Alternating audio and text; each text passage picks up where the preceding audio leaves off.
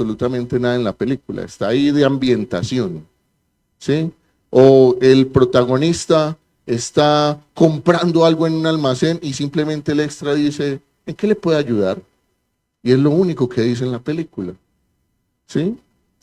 No tiene un rol importante. Y a este hombre le dijeron, usted va a participar en una película extraordinaria. El hombre se puso emocionado. Le dijeron, usted lo único que tiene que hacer es vestirse de soldado. Le vamos a dar ropa y usted se va a vestir de soldado. ¿Y qué tengo que decir? Nada. Usted se va a parar ahí vestido de soldado y cuando el protagonista pase, nosotros vamos a decir acción. Y usted lo único que tiene que estar es ahí parado. El protagonista pasa y ya, usted puede ir para su casa. Pero le vamos a pagar. Entonces el hombre llamó a todo el mundo, a toda su familia. Voy a salir en una película. Y tienen que ir a ver cómo se va a filmar esa película. Y el hombre llegó muy puntual el día de la grabación. Le dieron su traje de soldado. Lo pararon en la mitad de una calle, en un solazo. Y el hombre ahí, 1 hora, 2 horas. Y el hombre fue y le preguntó al productor de la película, bueno, ¿en qué momento es que, tranquilo, es que la producción está retrasada?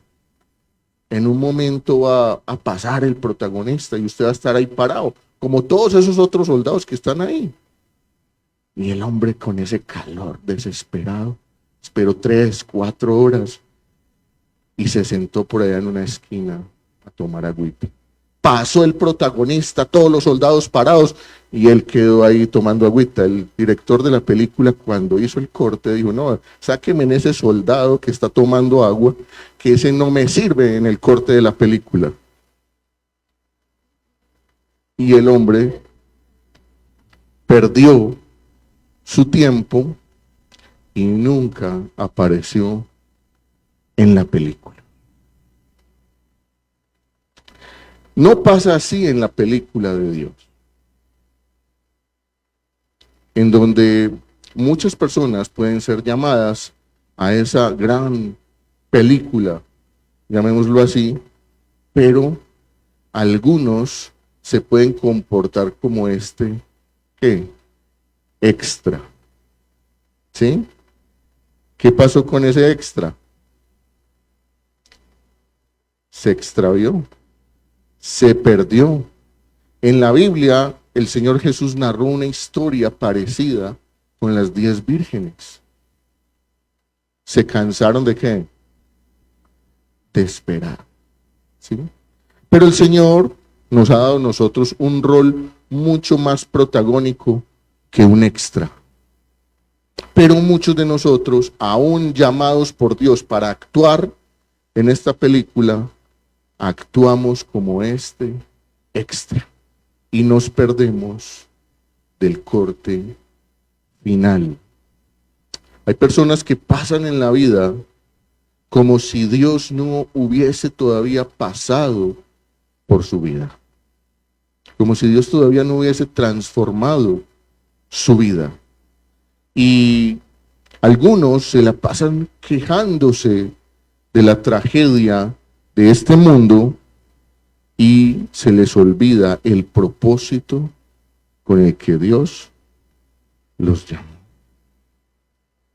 Y Dios nos ha llamado para darnos un rol importante en esa película. Y Dios no llama sin propósito. Dios siempre llama con un propósito. En el texto que acabamos de revisar, Romanos capítulo 1, 16, ¿cómo arranca ese texto? ¿Qué arranca ese texto diciendo? Vean la siguiente, Diego, por favor. Porque no me avergüenzo del Evangelio. ¿Por qué? ¿Por qué? ¿Por qué no se avergüenza del Evangelio el apóstol Pablo? Porque es poder de Dios para la salvación. Nótese lo que dice el apóstol Pablo. El apóstol Pablo no dice porque es un poder, ¿Qué dice el apóstol Pablo? Es poder. Y ese poder se traduce en el griego dunamis, de donde se deriva la palabra dinamita. Se está hablando de un poder majestuoso, ¿sí? De un poder impresionante, de un poder que tiene la capacidad de transformar, de cambiar, de revolucionar donde llega ese evangelio.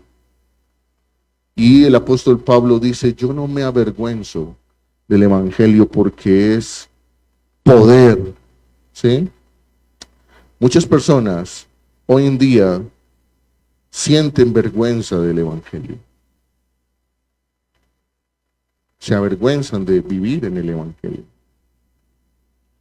Pero el apóstol Pablo dice, yo no me avergüenzo del evangelio porque es poder de Dios.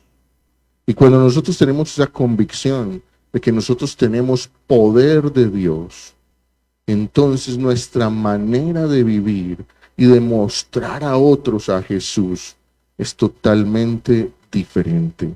No es una vergüenza, no es algo que me hace diferente para aislarme. Es algo que me dice que yo soy una persona que he sido llamado, que he sido escogido por Dios. Y cuando el apóstol Pablo le dice a la iglesia en Corinto, a los santos llamados a ser santos, dice el apóstol Pablo, le estoy hablando a los santos llamados a ser santos. Ahí hay una redundancia.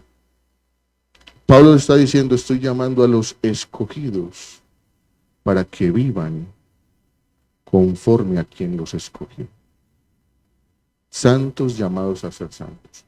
Usted ha sido un escogido por Dios. Cuando la semilla, alguien le predicó a usted el evangelio y usted dijo, yo creo en lo que he escuchado, no es porque usted tenga un mérito muy grande, muy importante, es porque el Espíritu Santo de Dios puso en usted ese querer, ese deseo, y usted ha recibido esa semilla, y de usted depende si esa semilla se abona, crece y da fruto, o si esa semilla se queda en el camino y muere. Pero el creyente no es una persona que está aislada en el mundo, no es un extra por allá sin importancia. El creyente es un fuera de serie, es una persona distinta, es una persona que le puede dar el giro a la película del mundo. Es un actor que entra muy importante en ese reparto de esa película. Y veamos entonces en esa película quién es el protagonista. Dale la siguiente, Diego, por favor. Y en esa película tenemos un protagonista que es Jesús. Pero antes de hablarles de ese protagonista, Jesús, déjenme contarle una historia que seguramente usted conoce. Está ahí en Mateo, capítulo 7, versículo 21 al 30.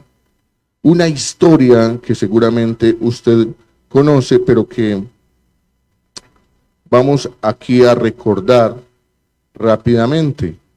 En algunas Biblias se titula Jesús y la mujer sirofenicia, y en otros Jesús y la mujer cananea. Está hablando de la misma mujer.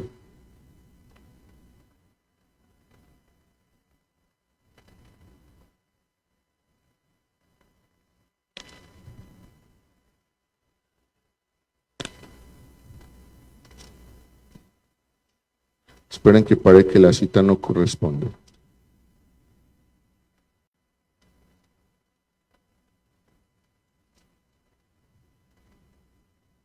Es Marcos 7. Marcos 7, no Mateo. Marcos 7, 24. Dice, levantándose de allí Jesús se fue a la región de Tiro, y entrando en una casa no quería que nadie lo supiera. pero no pudo pasar inadvertido, sino que enseguida, al oír hablar de él, una mujer cuya hija tenía un espíritu inmundo, fue y se postró, ¿a dónde? Y la mujer era gentil, era sirofenicia de nacimiento, y le rogaba que echara fuera el demonio de su hija. Pero Jesús le decía, deja que primero los hijos se sacien, pues no está bien tomar el pan de los hijos y echarlo a los perrillos. La mujer responde, es cierto, Señor, le dijo, pero aún los perrillos debajo de la mesa comen de las migajas de los hijos. Jesús le dijo, por esta respuesta, vete, ya el demonio ha salido de tu hija. Y cuando ella volvió a su casa, halló a la niña que estaba acostada en la cama, y el demonio había salido. Esta mujer, de la cual seguramente usted ha escuchado, era una mujer que tenía una connotación inicial. Y es que era una mujer que no era ¿qué? Judía. No era una mujer judía, esa era su primera condición. No hacía parte del pueblo de Israel. Pero Jesús pasó por allí y ella escuchó de él y se fue y se postró a sus pies, aún siendo extranjera, aún no siendo de la misma cultura ni de la misma creencia de Jesús. Pero ella fue a sus pies y rogó a Jesús que hiciera un milagro en la vida de su hija. La respuesta de Jesús inicial, ¿cuál fue? Le dijo, en otras palabras, mira, yo estoy pasando por aquí, pero yo no vine a hacer milagros aquí. Yo fue a hacer milagros en mi pueblo, en el pueblo de Israel. Y le da un trato fuerte. Le dice, no está bien que yo le dé el pan, la comida, que es de los hijos de la casa, que es de la familia, que se la dé ¿a quién? A las mascotas, a los perritos que están en la casa. No está bien, ¿cierto? Es como si dijeran ahorita en la cena navideña, bueno, usted se va a comer un lomo de cerdo o un pavo relleno y usted coge la mejor presa al perrito. Jesús le dijo eso, no puedo hacer eso. Y como lo hemos estudiado en algunas situaciones, tal vez la reacción que uno pudiese decir naturalmente es, bueno, ¿qué se va a hacer? Pero esta mujer no se resignó, tampoco entró en ninguna disputa ni discusión moral con Jesús. Solamente le dijo, está bien, Señor, lo que tú dices es cierto, pero aún los perrillos se hacen debajo de la mesa para comer las sobras de sus amos. Cuando Jesús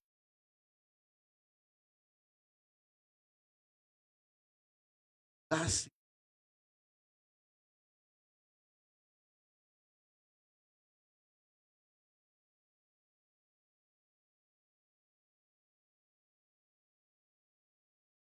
grande,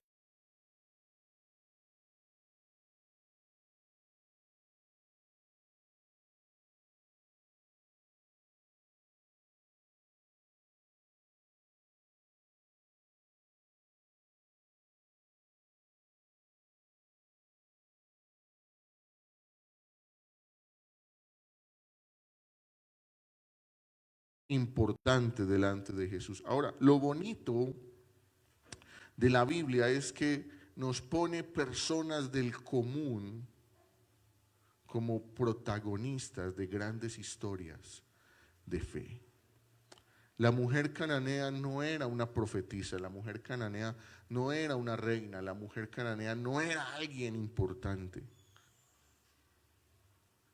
Tan así es que a los escribientes de la Biblia ni siquiera le pusieron nombre. La mujer cananea o la mujer sirofenicia. Y se vieron desafiados por este texto. En otro texto paralelo a este, los discípulos le dicen a Jesús que la despache, que se vaya esta mujer. Y Jesús, con mucha calma, probó la fe de esta mujer. Jesús no le dijo sí de inmediato. Jesús a muchos les dijo, incluso a muchas personas fue y sanó sin que se lo pidieran. Pero a esta mujer de entrada le dijo que no. Pero esta mujer permaneció. Y era una mujer común y corriente. Y eso es lo que hace Dios con personas comunes y corrientes.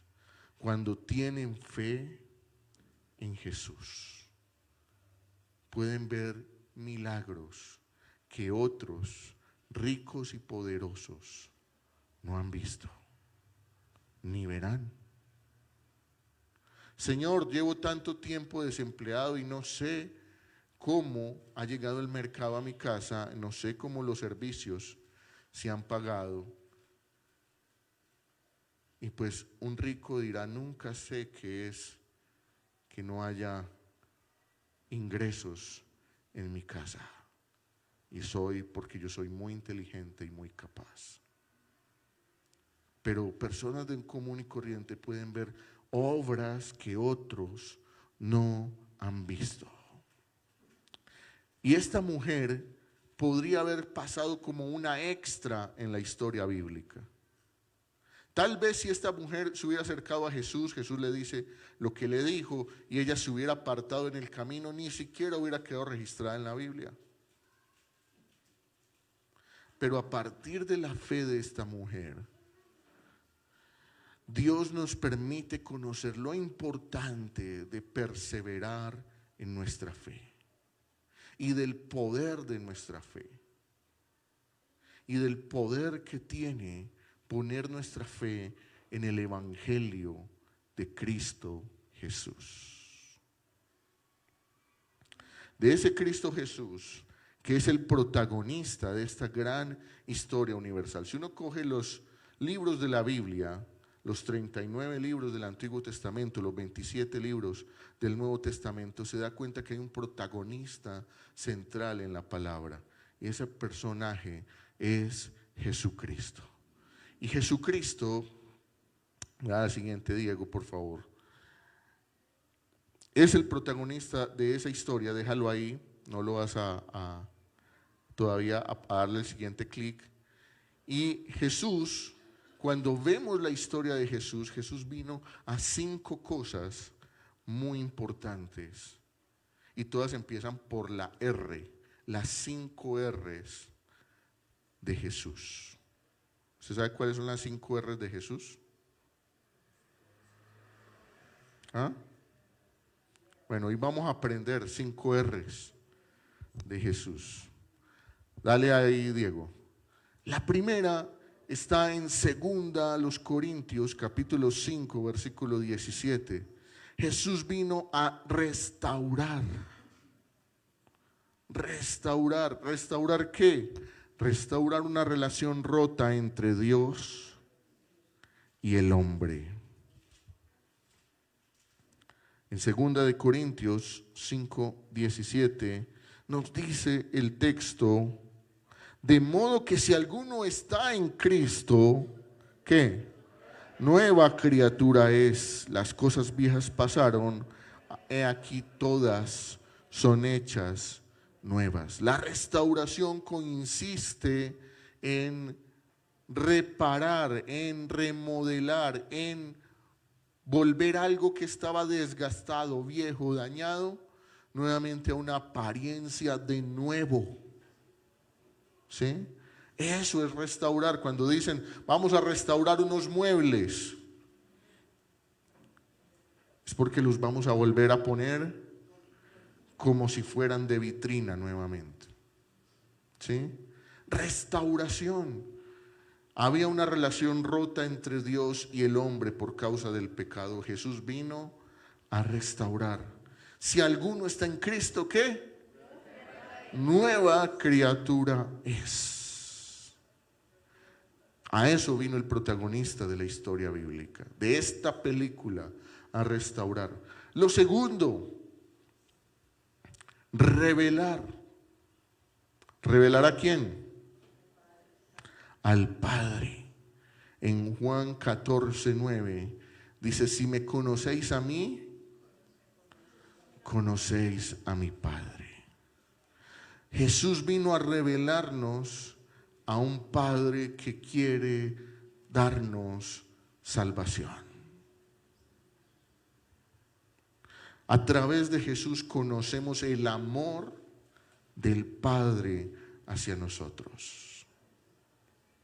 Si no conocemos a Jesús, no conocemos al Dios de amor.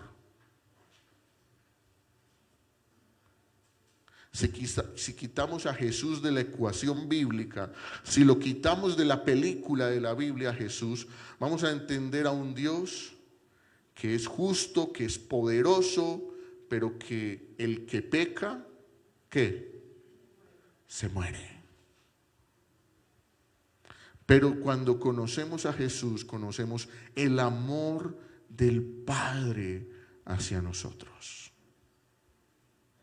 Y por eso es el protagonista principal de esta película. Y ahí mismo en 2 de Corintios capítulo 5 versículo 18 y 19 dice que Él vino a reconciliar. Dice, y todo esto procede de Dios, quien nos reconcilió con Él mismo por medio de Cristo y nos dio el ministerio de la reconciliación. Es decir, que Dios estaba en Cristo reconciliando al mundo con Él mismo, no tomando en cuenta a los hombres sus transgresiones, y nos ha encomendado a nosotros la palabra de reconciliación. ¿Qué pasa en un matrimonio cuando están peleados y dicen la reconciliación? ¿Qué pasó ahí?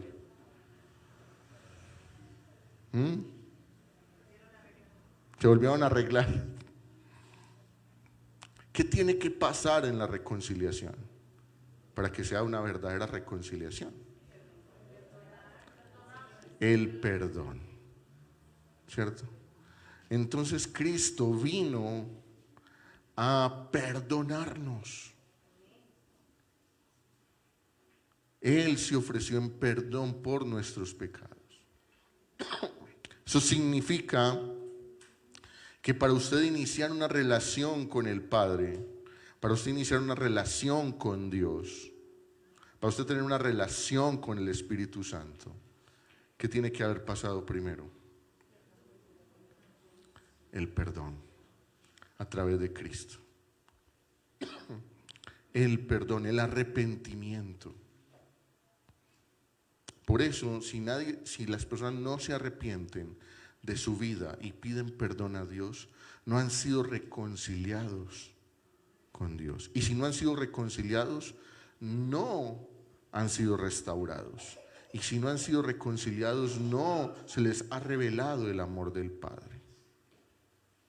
Y hay otros dos que no están en este texto, pero que sí también son muy importantes para terminar. Rescatar. Rescatar. Cristo vino a rescatar lo que se había. Cuando usted conoció de Jesús, alguien le habló de Jesús, Jesús estaba utilizando ese socorrista, ese rescatista, para venir en rescate por usted. Lo que pasa es que hay personas que están ahí en la cuerda, allá en el abismo, y dicen, no, no me saquen, que yo estoy aquí bien. Pero Él ha venido a rescatar nuestra vida. Él dio su vida en rescate por todos nosotros. Él murió en la cruz, pagó el precio para rescatarnos. Y una que se nos olvida muchas veces, la quinta, Él es rey y Él viene a reinar. Y muchas personas dicen, ay sí, yo estoy esperando ese día que yo me muera para ir al reino de los cielos y conocer el reino de los cielos. Eso debe ser muy bonito allá. Pero si leemos desde el contexto de las palabras de Jesús en Mateo 4:17, Él dice, el reino del Señor se ha acercado. Por lo tanto, Él reina en nuestro corazón y Él reina en nuestra vida. Por lo tanto, como decía el apóstol Pablo, ya no vivo yo, sino que ¿quién? Cristo vive en mí. Ya no vivo yo, sino que Cristo vive en mí. Por tanto, debemos permitir que Dios sea Señor soberano sobre nuestra vida. ¿Cuántos todavía tienen en su casa la pieza de reblujo? Eso se usaba antiguamente. Todos los que tienen casas grandes, los que tienen apartamentos pequeños ya no tienen dónde poner ese reblujo.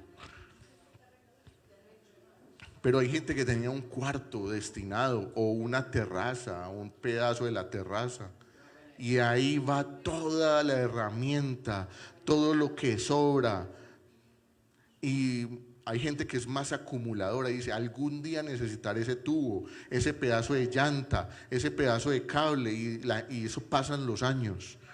Y nada, y no, algún día. Y eso está ahí guardado en un cuarto y eso lo organizan de vez en cuando y vuelve y otra vez desordenado.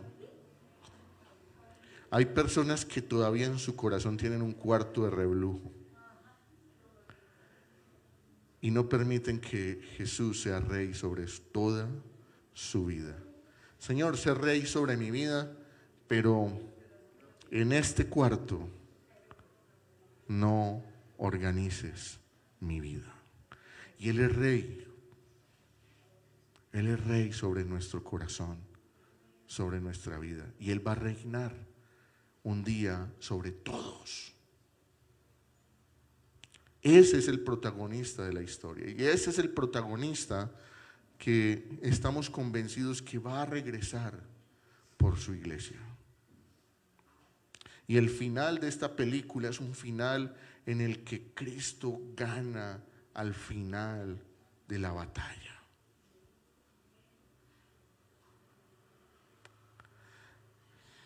Pero entonces, si Cristo es el protagonista, si nosotros tenemos un rol mucho más importante que un extra en esta película, ¿cuál es el rol de nosotros? ¿Cuál es el papel que nos toca interpretar a nosotros? Bíblicamente hay un papel muy importante que nosotros tenemos que hacer mientras estemos en este mundo. Y está ahí en 2 de Corintios capítulo 5, 20. Dice, por tanto, somos embajadores de Cristo, como si Dios rogara por medio de nosotros en nombre de Cristo. Les rogamos, reconcíliense, ¿con quién? Con Dios.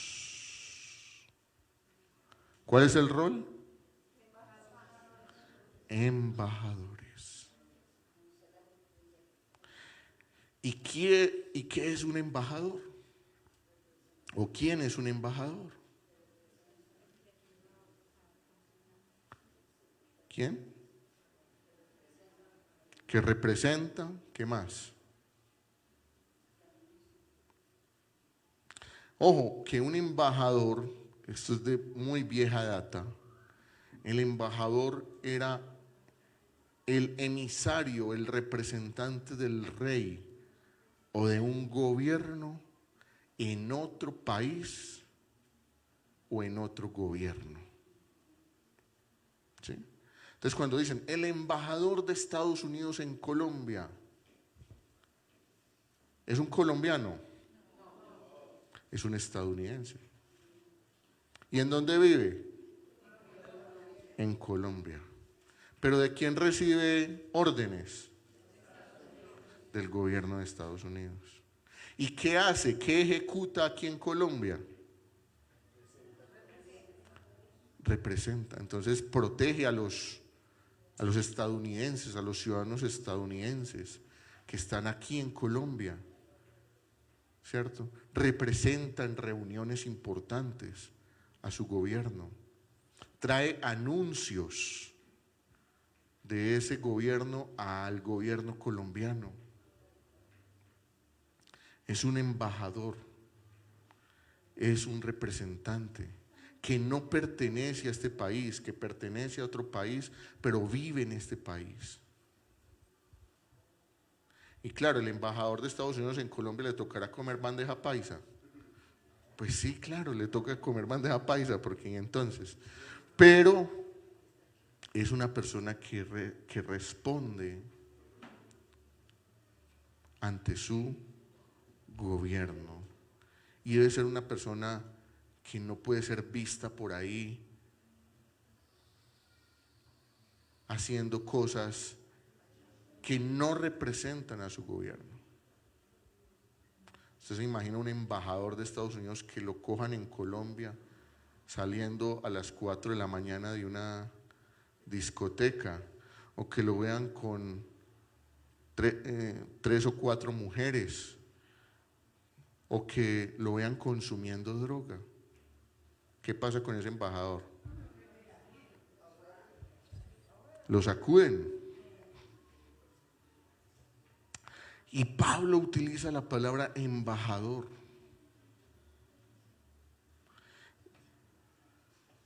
Y si usted nota ese capítulo, lo que viene diciendo, lo que leímos más atrás, que Cristo vino a reconciliar, que Cristo vino a restaurar, Cristo se fue y dijo: yo me voy a preparar un lugar para ustedes. Pero ¿qué nos dejó haciendo a nosotros?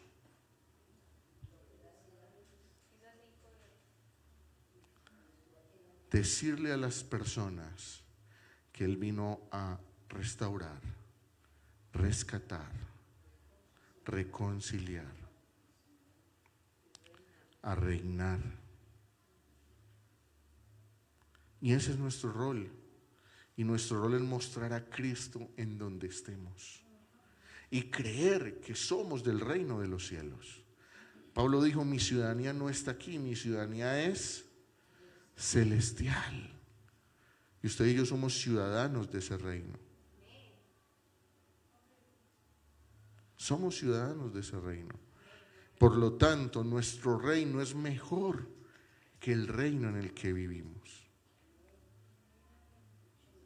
Pero hay muchas personas entretenidas en este reino.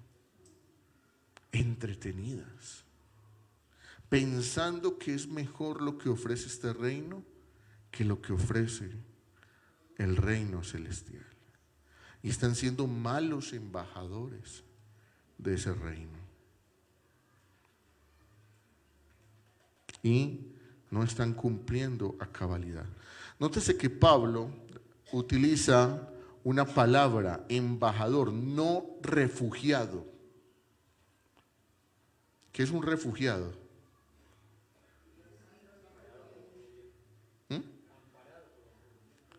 Un refugiado es una persona que tuvo que salir primero de su país por alguna situación en contra de su voluntad. Y se tuvo que ir a otro país, y ese otro país lo está cuidando temporalmente mientras se arregla la situación en su país. Pero ese refugiado muchas veces ni siquiera tiene los papeles, las credenciales del país de origen. Ese refugiado no se puede mover con libertad a hablar de su país ni a representar a su país en absolutamente nada. Es más bien está como escondido, esperando las migajas que le dé el país que lo acogió. Hay cristianos que se comportan en este reino como refugiados y no como embajadores. Escondidos, con miedo, sin credenciales, sin nada para mostrar, esperando que el mundo les dé migajas, entretenidos en el mundo, y se les ha olvidado que son embajadores de Cristo. Siguiente. Y tenemos un rol, un mensaje: reconciliados con Dios. No se nos puede olvidar que ese es el poder del Evangelio, del que estuvimos leyendo al principio. No me avergüenzo del Evangelio porque es poder de Dios. Y nosotros tenemos una tarea, y es el ministerio de la reconciliación. Por eso, si usted está enojado con su hermano, si usted está enojado con su familia, recuerde que usted es el representante del ministerio ¿de qué? De la reconciliación. O sea que usted y yo tenemos que ser ¿qué? Conciliadores. Conciliadores. Reconciliar. Y el embajador se mantiene firme en la doctrina, no fluctúa por las modas o por los cambios que hay en ese país. Hay varias películas muy taquilleras en la historia reciente del cine mundial. Se les conocen como películas blockbuster, y hay varias películas que tienen villanos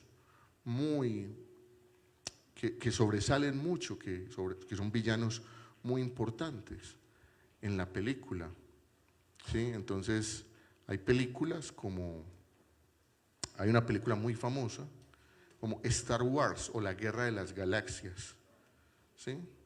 Y hay un malo en esa película, hay un malo que salió en el ranking de los malos de todas las películas como el malo más malo, o el mejor malo de todas las películas.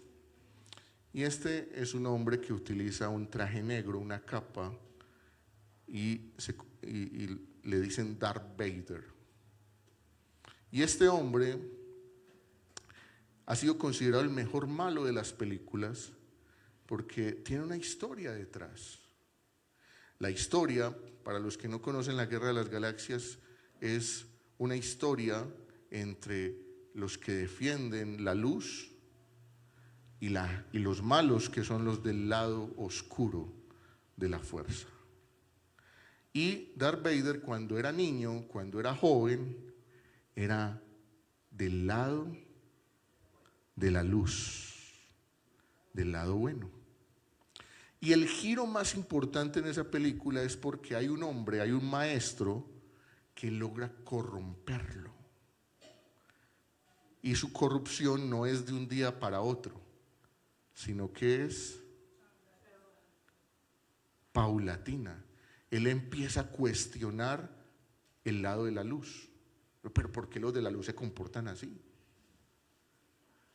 Y empieza a torcer algunas de las enseñanzas que le habían dado en el lado de la luz. Y se empieza a convertir, dice el guión de la película, se empieza a convertir al lado oscuro. Y al final, él se convierte al lado oscuro y se vuelve el más malo de los malos. ¿Y por qué fue calificado como el mejor malo de la historia? Porque muestra una película o una serie de películas como una persona que había sido elegida para ser buena se había vuelto mala.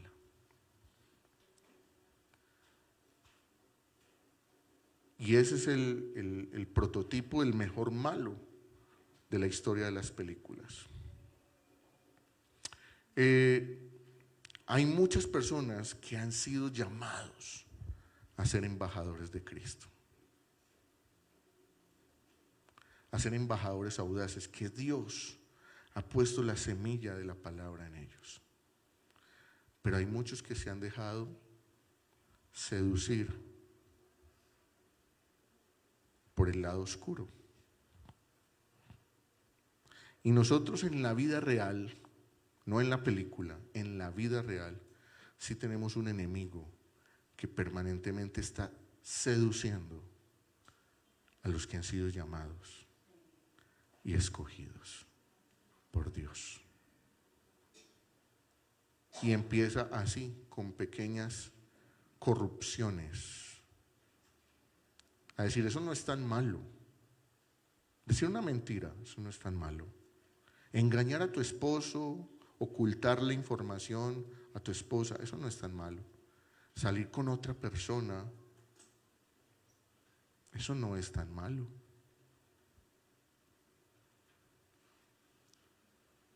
Y empezamos a ser seducidos. Y muchas personas que han conocido de Dios y se han dejado seducir, hoy usted los ve con un corazón duro, endurecido. No quiero saber nada de la iglesia, no quiero saber nada de la palabra de Dios. Su corazón se ha endurecido, se ha oscurecido. El apóstol Pablo dice, su conciencia ha sido cauterizada y su entendimiento ha sido entenebrecido. Así es que tenemos que ser embajadores que conservamos y conocemos la sana doctrina para poder avanzar en el camino de la fe. Dios no nos ha puesto en la película de manera accesoria, sino que Él ha confiado en nosotros el mensaje más poderoso, que es el Evangelio de Cristo Jesús.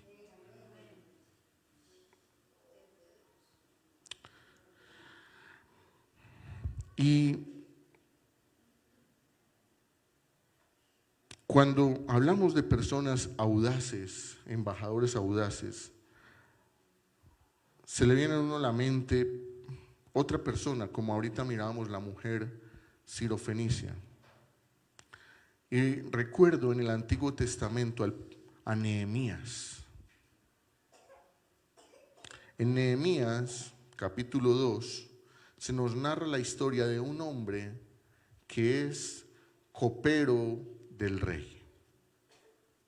Ojo, Nehemías no era un profeta, Nehemías no era un religioso, Nehemías no era una persona influyente desde el punto de vista con un alto cargo. Era un copero, era el que servía a la mesa del rey.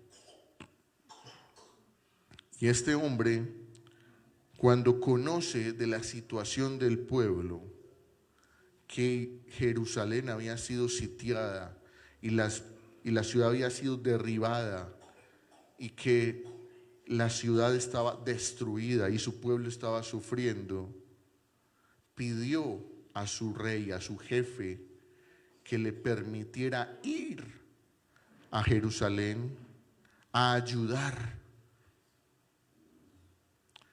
Dice la Biblia en el capítulo 2 de Nehemías que Nehemías solicitó cartas al rey y el rey le otorgó cartas para que le permitieran pasar por los distintos reinos y llegar hasta Jerusalén. Nehemías fue a Jerusalén y lo primero que dice la palabra de Dios que hizo fue que estuvo observando durante 3 días las ruinas de la ciudad.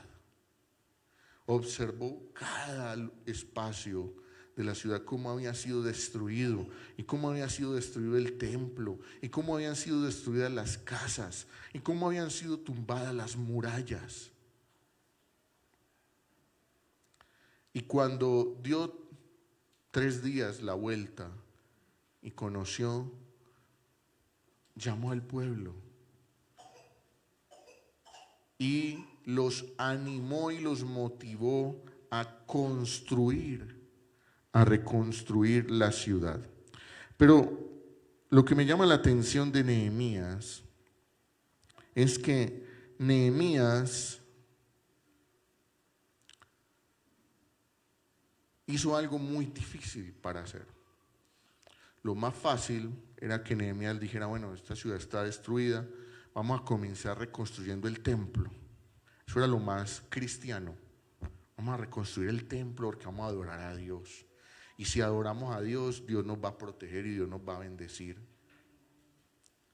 El lado egoísta y el más fácil de convencer hubiera sido, bueno, cada uno organicémonos por familia y cada uno levanta la casa que le cayó. Pero Nehemías les dijo, ¿saben qué? Lo primero que hay que reconstruir son los muros de la ciudad, son las murallas. Es lo primero que tenemos que reconstruir. Pero mi casa, yo no tengo en dónde vivir. Lo primero que vamos a reconstruir son las murallas. Vamos a tapar primero la ciudad para evitar que venga otro ejército enemigo y tumbe nuevamente lo que construyamos. Y entonces la gente dijo, no, eso es como coherente. Listo, vamos a hacerlo. Y él dijo, pero como vamos a estar en la parte externa, los enemigos van a venir y no va a haber nada entre los enemigos y nosotros. Entonces usted va a coger con una mano construyendo y aquí una espada en la otra por si vienen los enemigos hay que sacar el machete y pelear. Y dice la Biblia que Nehemías logró convencer a muchas de las familias, pero también hubieron familias que no le hicieron caso a Nehemías. Los tecoitas dijeron, no, a nosotros quietos, nosotros no vamos a ayudar a construir la ciudad, a que nos maten. No. Y ellos no quisieron ayudar a Nehemías a reconstruir el templo. Pero Nehemías levantó esas murallas y unificó al pueblo en torno a un objetivo. Nehemías no era constructor. Nehemías, repito, no era un profeta. Nehemías no era un sacerdote. Nehemías no era un rey. ¿Quién era Nehemías? Un copero. ¿Sabe que el Señor nos ha dicho eso? De lo vil y menospreciado del mundo he llamado para avergonzar ¿a qué? A los sabios. A veces nosotros decimos, pero yo con tantas limitaciones, yo que no sé de eso, yo que no sé hablar, yo que no sé predicar, yo que soy tímido. Dios llama a personas, un copero a construir. Y Dios sigue llamando hoy en día personas como tú y como yo. Nehemías le creyó, Nehemías oró, Nehemías ayunó, pero Nehemías también actuó. Fue. Y Nehemías no la tuvo fácil. Habían unos hombres, Sanballat y Tobías, que empezaron a desanimar el pueblo y a él. Y lo empezaron a desanimar. Pero Nehemías sacó su carácter y les dijo, el Dios que me llamó, en nombre de ese construiremos y terminaremos esta obra. Dios lo ha llamado a usted no para dejar obras inconclusas, caminos sin terminar, tareas sin hacer. Dios lo ha llamado a usted para que culmine un camino con un propósito final. Y ese mismo Dios que lo llamó, ese mismo Dios va a hacer la obra en usted. Y no tenemos un Dios cualquiera. Ese Jesús que vino a rescatar, a restaurar, a reconciliar, es Jesús que resucitó y venció la muerte y venció el pecado. Y dijo que estaría con nosotros todos los días.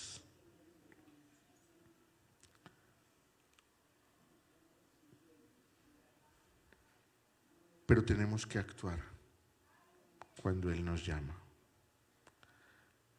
Como Nehemías, tenemos un reto de levantar una muralla contra la decepción y el desánimo. Es que estoy desanimado, es que estoy decepcionado, es que no saquemos excusas. Nehemías pudo haber tenido miedo, pero fue y levantó el muro. Y no lo hizo solo, se acompañó, creyó en otros, se apoyó en otros. La mujer sirofenicia no se rindió. La mujer sirofenicia no se rindió a la primera, alcanzó su objetivo porque permaneció, porque avanzó. Nosotros somos muy dados muchas veces como colombianos, como latinos, a dejar muchas cosas empezadas, a no terminar lo que empezamos, a no preocuparnos por avanzar o crecer en muchos de los objetivos que tenemos, a conformarnos. Y a veces sí tenemos hasta una mentalidad pobre en ese sentido. Pero Cristo nos llamó a tener una mentalidad de reino. Así es que no te dejes alcanzar por palabras que te menosprecian y te dicen es que tú no eres capaz. En Cristo somos capaces. No te dejes aplastar porque, es que yo nací en una familia muy pobre y entonces yo no tengo ni la capacidad de estudiar, ni de volverme un profesional, ni de absolutamente nada. ¿Estás seguro que ese es el plan que Dios tiene para ti? Porque Dios lo puede hacer. Dios lo puede hacer.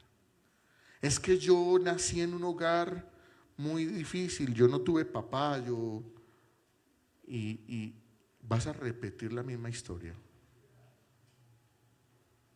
¿O vas a permitir que Dios cambie tu vida y haga un milagro en tu vida? Pero hay que ser audaces, como Nehemías, como la mujer sirofenicia. Y hay que creer que el protagonista de nuestra historia ni siquiera somos nosotros. Es lo que Cristo quiere hacer en nuestra vida. Y estamos en la más grande producción universal. Y Cristo nos ha llamado a cada uno de nosotros, como dice la palabra, no por ser los mejores, como le dijo al pueblo de Israel, no por ser los más fuertes, no por ser los más ricos, los más inteligentes, ni siquiera los más bonitos. Nos llamó porque Él quiso y esa es su voluntad.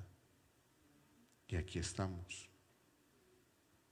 Así es que usted va a seguir jugando de extra sentado tomando agüita. O se va a empoderar de lo que Dios le ha dado a usted como embajador para cambiar una historia, no repetirla. Y quiero cerrar con esto. Es fascinante cómo la Biblia nos muestra personas común y corriente, pero que en las manos de Dios hicieron cosas extraordinarias.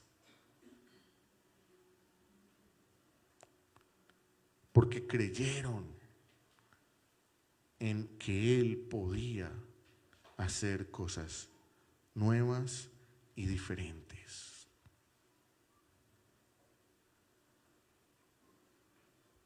En que Dios llama a las personas para ponerlo en los lugares que Él necesita que estén. Y ese es nuestro Dios. Es un Dios poderoso para bendecir. Pero tienes que creerle a Él. Yo recuerdo, y a veces es maluco hablar de uno mismo, pero yo recuerdo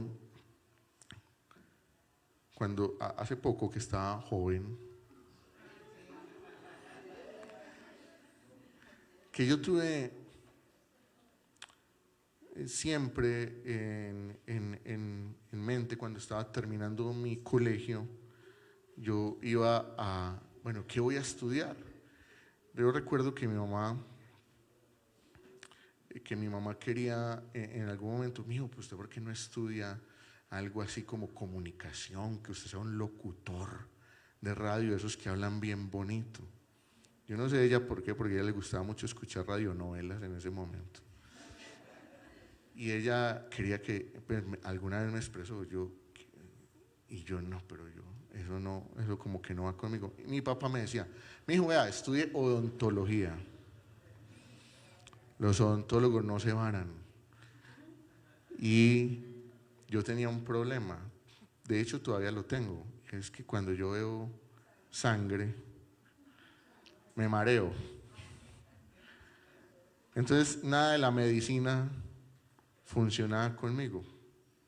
Entonces, alguna vez yo dije, bueno, yo voy a estudiar administración de empresas. Voy a estudiar eso, a, a ver qué sale. Y yo recuerdo que estudié eso porque yo me visualizaba, yo no, por ahí trabajando en algún banco. Y uno decía, y ahí pues de pronto muy tranquilo, con aire acondicionado, sin ningún problema, ¿cierto? Y decidí estudiar eso. Cuando yo terminé mi carrera, yo entré en una crisis porque yo buscaba y buscaba empleo y nada, y nada. Y fuera de eso yo me gradué en un tiempo en donde pues había una crisis económica en el país y no estaban contratando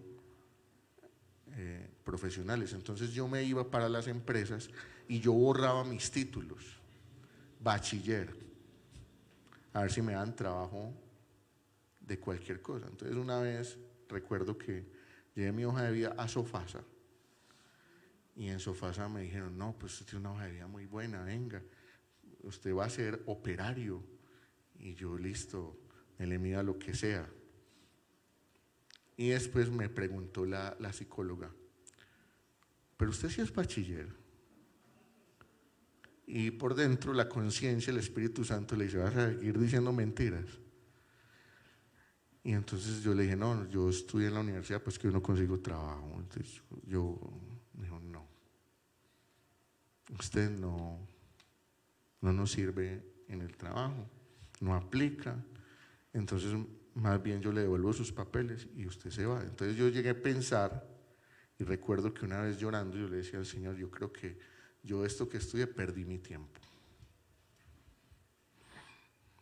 Y creo que yo no sirvo como pa absolutamente nada de lo que yo estudié. Me maté mucho tiempo, muy inteligente, pero no sirve para nada. Y yo recuerdo que el Señor empezó a tratar conmigo. Cuando todas esas puertas se cerraban, yo curiosamente en la iglesia empezaba a avanzar. Entonces, líder de jóvenes, pero yo estaba aquí en el ministerio avanzando, pero yo no avanzaba en el mundo en nada. En el mundo laboral no avanzaba absolutamente en nada. Y Dios me dio muchos momentos en los que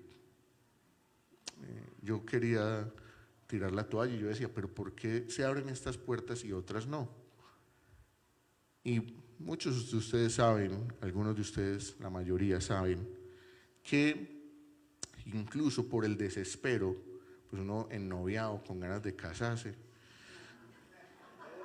me metí es que de emprendedor, de empresario, comprando máquinas, compré media empresa y me quebré. Todos ustedes conocen esa historia, quedé más endeudado que mejor dicho, que Maduro. Y, y yo decía, Dios, y me sentía como el apóstol Pablo, cuando el apóstol Pablo dice, mire, tengo un aguijón en la carne, soy capaz de sanar a otros por el poder de Dios, pero yo no soy capaz de sanarme a mí mismo. Y yo recuerdo que yo me iba a trabajar con mi papá, y mi papá tenía un taller automotriz y ahí estaba yo con él, pero yo decía por dentro, bueno Señor, esto es a lo que me trajiste, bueno, yo me voy a conformar con esto. Pero no es en el tiempo de uno, sino en el tiempo de Dios. Y cuando Dios me permitió tal vez tomar mucha humildad desde abajo, desde hacer los mandados en el negocio de mi papá, a pesar de todos los cartones que tenía encima, Dios me dio la humildad para decir, para irme entregando cosas que ya Dios me ha ido alistando y me ha ido entregando. Pero quiero dejar con eso, porque pues la historia sería muy larga, pero recuerdo que alguien que me conocía de hace muchos años y que lleva muchos años me dijo, tú estás buscando trabajo. Yo no le había dicho nada. Yo le dije, sí, pero yo no tengo experiencia en nada. Me dijo, tráigame su hoja de vida. Se la llevé. Ella entregó la hoja de vida. Y pasó una semana y no me llamaban. Yo otra frustración más, otra puerta cerrada más. Y le dije, entonces me dio por llamar a esa persona y le dije, oye, ¿recuerdas la hoja de vida que yo te di? Ah, sí, yo ya no trabajo allá.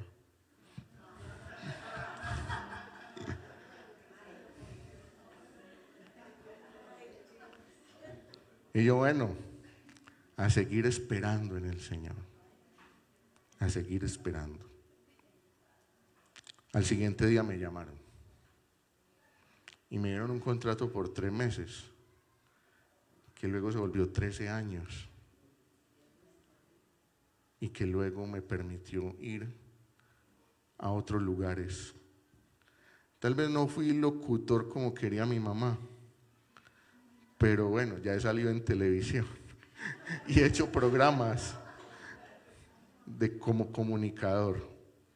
Y bueno, tal vez no le arreglé dientes a nadie como quería mi papá, pero le he ayudado a muchas empresas a salir adelante. Y Dios tal vez no actúa en los momentos que nosotros pensamos, pero Él está actuando.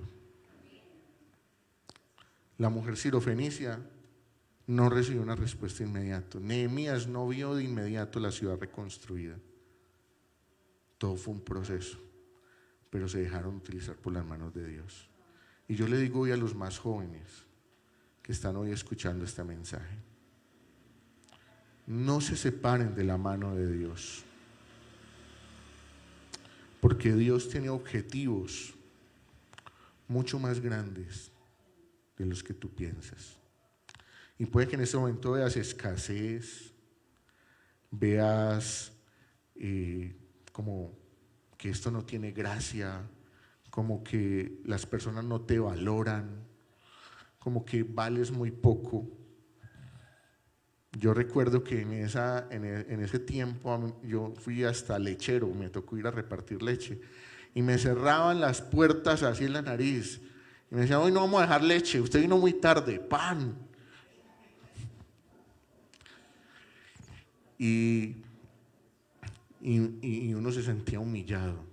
Tal vez todo eso es el proceso de Dios en tu vida, pero en Él hay victoria y Él no se olvida de nosotros. ¿Qué tal si te pones de pie?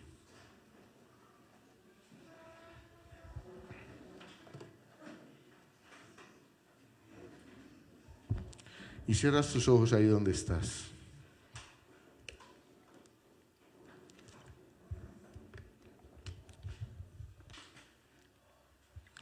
Y si tú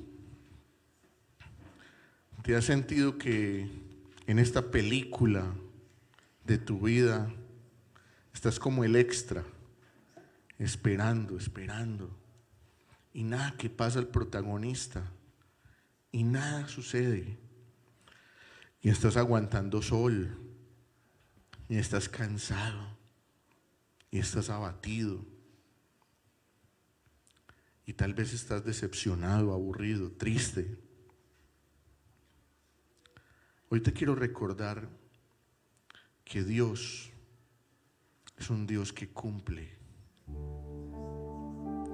y que ese Dios que usted y yo tenemos es un Dios poderoso, y que ese Dios a veces contesta sí inmediatamente a nuestras oraciones, a veces contesta no a nuestras oraciones, pero también a veces contesta: espera, yo tengo el control. Y si tú estás en una situación en la que crees que Dios no se está moviendo, es más, te sientes que estás apartado de ese Jesucristo que rescató tu vida, que vino a rescatar tu vida, que vino a restaurar lo que estaba roto, que vino a reconciliar todas nuestras ofensas. Y si tú hoy tienes una palabra para ese Dios, hoy su Espíritu Santo está aquí, está en nosotros. Y hoy podemos tener la certeza de que si oramos al Padre en el nombre de Jesús, Él nos escucha y utiliza este minuto para orar con Dios. Si estás alejado de Él, Él es reconciliador. Reconcíliate hoy con Él. Si sientes que las cosas no están saliendo, sea en el ministerio, sea en tu trabajo, sea en tu vida personal, en tu vida familiar, si tu vida financiera no va bien, si tu matrimonio no va bien, si tu trabajo no va bien,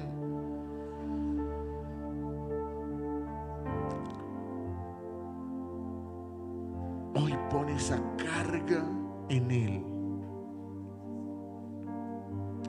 Asincérate con Él. Ruega a Él que restaure tu vida, que renueve tus fuerzas.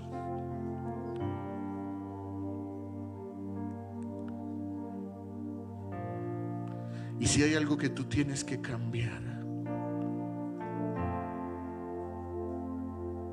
y hoy el Señor está poniendo en tu corazón que lo cambies, no seas duro de corazón.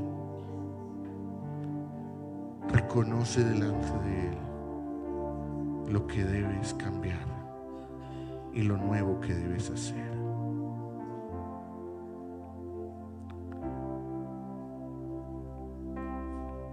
No te desesperes, no te salgas del camino.